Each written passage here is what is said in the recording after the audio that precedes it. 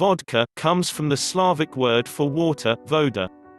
Whiskey comes from the Gaelic uisge beitha, or water of life. Usage equals water. Vodka can be made practically anywhere, but it was born in Eastern Europe. Vodka wasn't always flavorless. Even if distillation likely came to Europe around the 8th century, obtaining high-proof alcohol from a base, wine or beer, was still a bit of a rougher business. Since impurities were more often left behind, producers would mask them with spices and fruits, though as yet no evidence of early whipped cream flavorings. Vodka, that is flavorless, is flavorless on purpose. The coffee or column still system is what we have to thank for most of the mass-produced, flavorless vodka out there. Because a column still can run continuously, it's also called a continuous still. The alcohol keeps moving through the system, being stripped of impurities but also congeners that may impart flavor. And most vodka is distilled a minimum of 3 times. And charcoal filtered.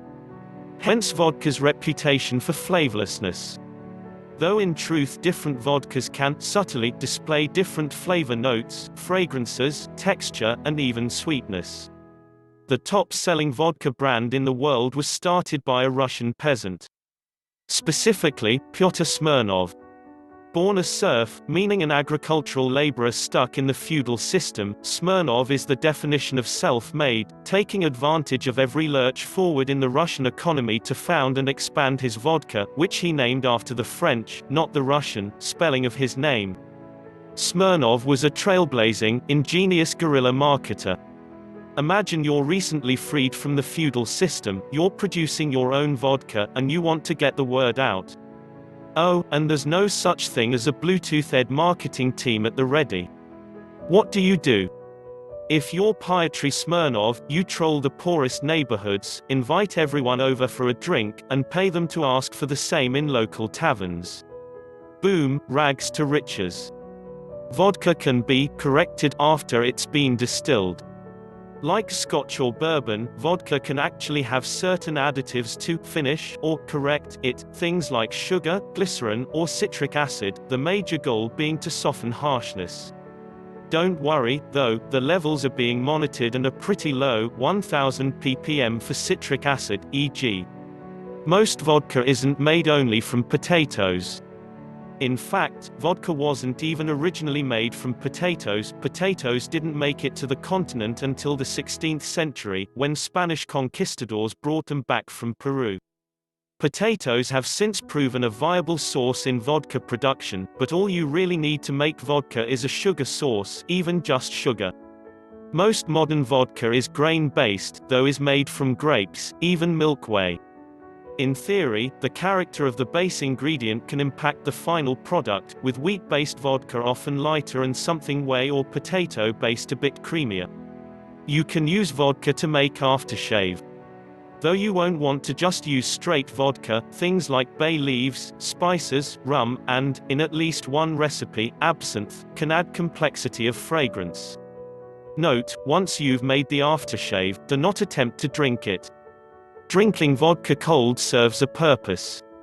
Vodka has a lot of heat to it, distilled to a minimum 40% ABV, but often higher, but when taken cold, that heat is tamed, as are any flavors, and a bit more of the viscosity and richness of the spirit comes out. More craft and higher quality vodkas are getting into the game. Smirnov started his business using the highest quality available ingredients. Despite the odorless, flavorless reputation, more vodka producers are going back to high-quality ingredients, looking to flesh out the neglected flavor profile and even score some eco points. Up to you to decide what you like, and what you'd like to pay for. In a 2005 New York Times taste test, a $13 bottle of Smirnoff beat out higher price competition. Russian toasting etiquette is intricate and confusing. When you drink vodka in Russia, you don't just drink vodka. You toast. Then you drink. Then you toast, then you drink again. And the toasts are supposed to come in a very specific order. The spirit, so to speak, of the toasts have since changed, but depending on where you are, whom or what you toast first, second, third, and so on matters. Though kind of a buzzkill, as was the young communist's favorite, to the success of the scheduled tasks likely the so on toasts won't be as well remembered, so folks can get creative. Vodka is a mixer. Just not the kind you think. In Russia, vodka is almost always consumed with food. Not Red Bull, not tonic, not a few good friends and a story of heartbreak. It's taken with food, zakuski, or little plates of this and that to go with your drink. It's kind of like Russian tapas, except here they're not just keeping you on your feet, they're also meant to guard your stomach against the fiery onslaught of vodka.